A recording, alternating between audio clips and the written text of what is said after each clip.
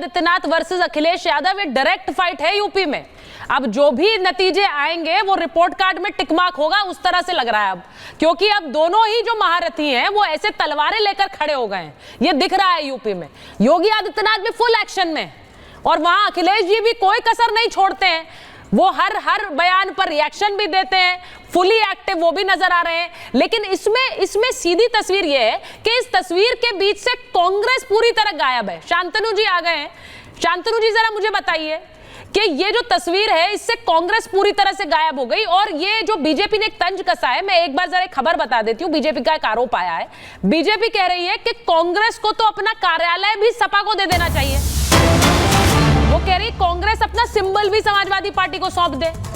अब सब यूपी में सपा के सिंबल पर चुनाव लड़ेगी कांग्रेस, तो इससे बुरे दिन कहां थे, तो आप सब कुछ ही सौंप दो, आप सिंबल भी दे दो, आप ऑफिस भी दे दो। अब बचाई क्या है यूपी में आपके लिए? यूपी के लिए इस उपचुनाव का महत्व सिर्फ यूपी तक सीमित नहीं है शांतनु जी, ये सब समझ रहे हैं, क्योंकि यहां जो नतीजे आएंगे उससे 27 का भी भविष्य तय होगा, ये भी साफ नजर आता है। देखिए सरस्वती, भारत में हम लोग हर इलेक्शन को इतनी जोर से लेते हैं कि चाहे कोई भी इलेक्शन हो उसको बिल्कुल, चाहे म्युनिसिपल का इलेक्शन हो, वो किसी ना किसी पे तो वर्डिक्ट होता है। लेकिन 2024 में मैं आपके साथ डिबेट में आता था, मैं कहता था इंडी गठबंधन कुछ है भी नहीं। मतलब वेस्ट बंगाल में आप अलग लड़ रहे हैं, आप पंजाब में अलग लड़ रहे हैं, आप केरला में अलग लड़ रहे हैं, तो वो गठबंधन था भी नहीं वो किसी तरह से। लेकिन हाँ, क्योंकि आपको नाम देना था उसको इंडी गठबंधन कह दिया, वो बहुत सारी जगह अलग अलग लड़ते ही थे, तो अब वो अलग होने लगे। कांग्रेस एक अम्ब्रेला, देखिए आपको कोalition के लिए अम्ब्रेला चाहिए, जैसी वो अम्ब्रेला वीक हुआ, हरियाणा में हारे, ठीक है अब जाओ तुम बाहर, वहां सामना में पत्र लिख गया आपके खिलाफ, आप अखिलेश जी ने आपको पहले का 2 सीट महाराष्ट्र में सीट दो। अब देखिए अब जैसे ही समाजवादी पार्टी तीसरी पार्टी बन गई है ना, वो अपने आप को वो तीसरी पार्टी बोलने लगे, तो अखिलेश जी के पोस्टर जो आप देखिए उत्तर प्रदेश में, तो लगता है भावी प्रधानमंत्री अखिलेश यादव को बधाई, डिंपल यादव जी भावी मुख्यमंत्री, उनका तो समीकरण ही चेंज है, वो तो राहुल गांधी को टक्कर दे रहे हैं, कह रहे तुम कहा भाई मैं हूं अब।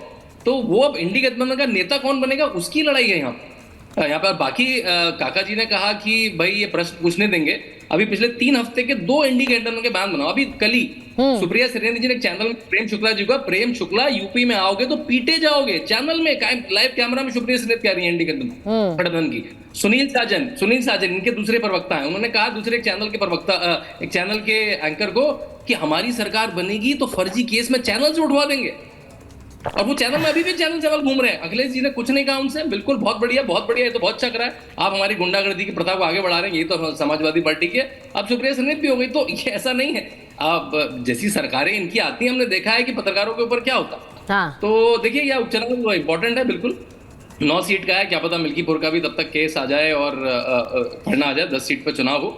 और नहीं, पर काका जी तो अभी कह रहे थे, सुचरिता आपने सवाल पूछा है, आपको इसके लिए कोई कार्रवाई नहीं होगी, आपके ऊपर कोई किसी तरह का कोई केस नहीं होगा। अभी तो काका जी ने यहाँ पे ऑन रिकॉर्ड कह दिया, काका जी आपका बयान में सेव करके रखूंगी, कोई इस तरह की हरकत नहीं होनी चाहिए।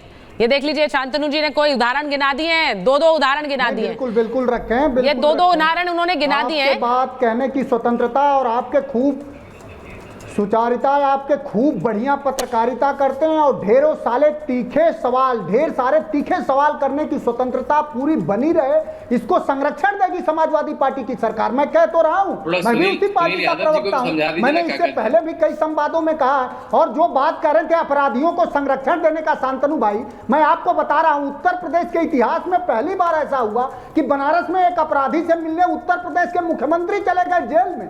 ये तो पहले ऐसी घटना हुई।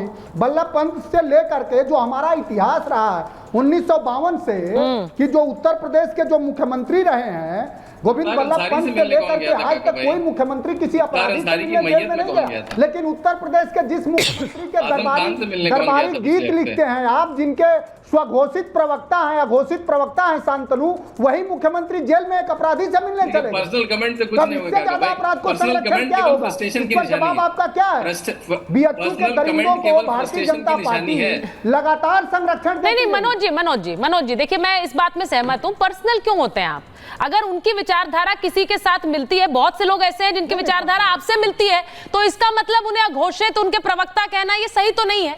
हर किसी की एक विचारधारा होती है और आज के समय में हम खुलकर कहते हैं भाई सबकी अपनी एक सोच है, उस सोच का सम्मान करने की जरूरत है। अब यहाँ प्रेम कुमार जी बैठे हुए हैं, मैं एक मिनट सुनिए, प्रेम कुमार जी हैं, वरिष्ठ पत्रकार हैं, मैं ये सिर्फ कह रही हूँ उनकी भी एक विचारधारा है, उन पर भी कोई हमला करेगा तो मैं उसे रोकूंगी, और ये पूछ लीजिए उनसे, उन पर भी हमले होते हैं, ऐसा नहीं है। आजकल पत्रकारों पर सबसे ज्यादा हमले होते हैं, ये फैक्ट है। ना कहा जाए तो दरबारी को क्या कहा जाए? अब देख लीजिए, अब ये शब्दों क्या जरूरत है ऐसे शब्दों की? मनोज जी, मैं आपसे हमेशा कहती हूँ इस शब्दों से ऐसे बचा करिए ना।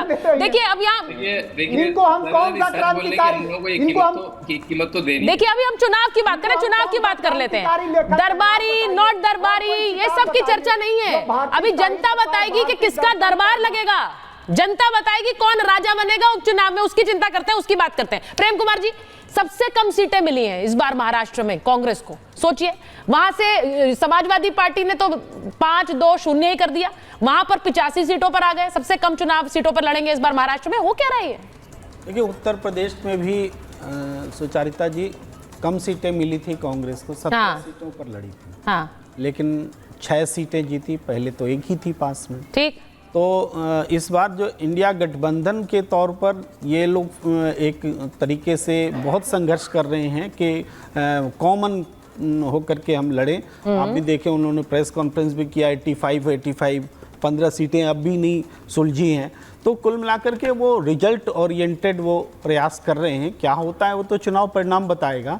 लेकिन आप जो थोड़ी देर से बोल रही हैं जैसे कांग्रेस ने लीडरशिप छोड़ दी या इस तरह से, तो इसका एक दूसरा काउंटर ये भी होता है कि महाराष्ट्र में आपने तो मुख्यमंत्री को भी, माने बीजेपी ने तो मुख्यमंत्री को भी उप मुख्यमंत्री बना दिया, सबसे बड़ी पार्टी होकर के भी।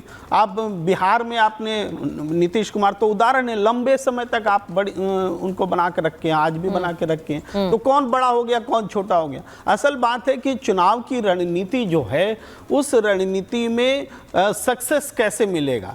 चुनाव लड़ने तो बीजेपी कश्मीर घाटी में नहीं गई थी, एक भी सीट पर नहीं लड़ी, मणिपुर में चुनाव प्रचार करने नहीं गए, मेघालय में भी नहीं गए थे।